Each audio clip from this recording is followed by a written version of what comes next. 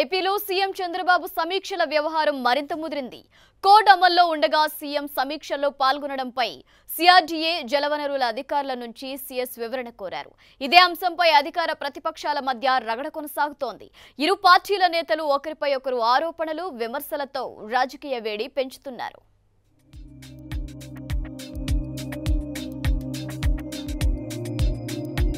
ఆంధ్రప్రదేశ్లో పోలింగ్ ముగిసిన అధికార విపక్షాల మధ్య పొలిటికల్ పోరు కంటిన్యూ అవుతోంది. కోడ్ అమల్లో ఉన్నప్పుడు ముఖ్యమంత్రి హోదాలో చంద్రబాబు అధికారిక సమీక్షలు నిర్వహించడంపై రగడ జరుగుతోంది. చంద్రబాబు రివ్యూలను వైసీపీ తప్పుపడుతుంటే ప్రజా సమస్యలపై సీఎం సమీక్ష చేయడంలో తప్పేంటని టీడీపీ వాదిస్తోంది. ఈ వ్యవహారంపై ఇరు పార్టీల నేతల మధ్య మాటల యుద్ధం నడుస్తోంది.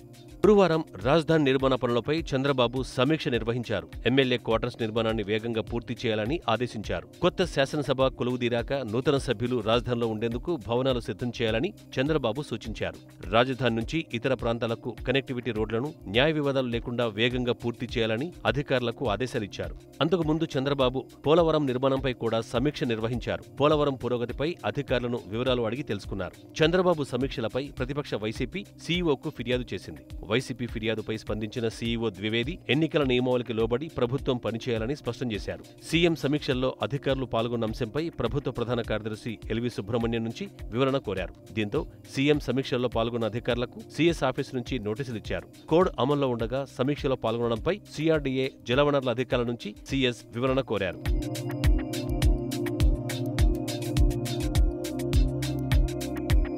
సీఎం చంద్రబాబు చేసే సమీక్షలు ఎన్నికల కోడ్ ఉల్లంఘన కిందికొస్తాయని వైసీపీ ఎమ్మెల్యే బుగ్గన రాజేంద్రనాథ్ రెడ్డి అన్నారు.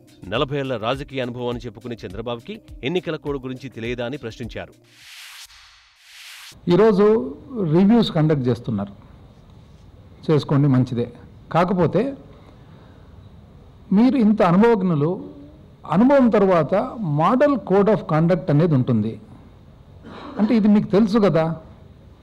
ఎమర్జెన్సీ పరిస్థితులు ఉంటే తప్ప, అత్యవసర కెలామిటీస్, ఏదైనా న్యాచురల్ కెలామిటీస్ అటువంటి ఉంటే తప్ప ఎక్కడే కానీ చేయరాదు. ఇటువంటి రివ్యూస్ కానీ అఫీషియల్స్ను, మరి ఉద్యోగస్తులను కానీ ఆఫీసర్లను కానీ పిలిపించడము, రివ్యూ చేయడం చేయరాదు అని చెప్పేసి క్లియర్గా చెప్తూ ఉందన్నమాట.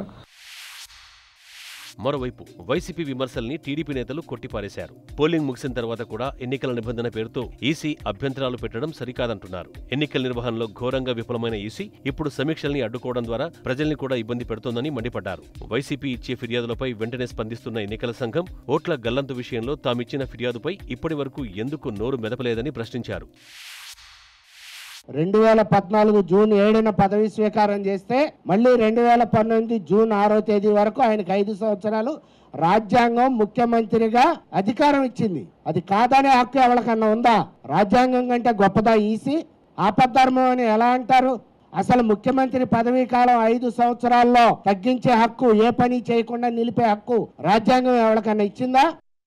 ఇంకా ఇప్పుడు ముఖ్యమంత్రిగా పనిచేస్తున్నటువంటి చంద్రబాబు నాయుడు గారు అధికారులను పిలిచి సమీక్షించుకునే అధికారం ఖచ్చితంగా ఉంది రాజ్యాంగబద్ధంగా. దీన్ని అడ్డుకోవడానికి ప్రయత్నం చేస్తే మీరే అబాస్ పాలు అవుతారు. ఇప్పటికైనా వ్యవస్థలుగా పనిచేయాలి, ప్రజల కోసం పనిచేయాలి. ఏ వ్యవస్థ ఉన్నా కూడా ప్రజల కోసమే మనం ఉన్నామనేది గుర్తెరిగి పనిచేయాల్సిన అవసరం ఉంది. ఇలా పనిచేస్తున్నటువంటి నాయకుల్ని నిలువరించడం అనేది దుర్మార్గమైన చర్య. దీన్ని తీవ్రంగా నేను ఖండిస్తా ఉన్నా.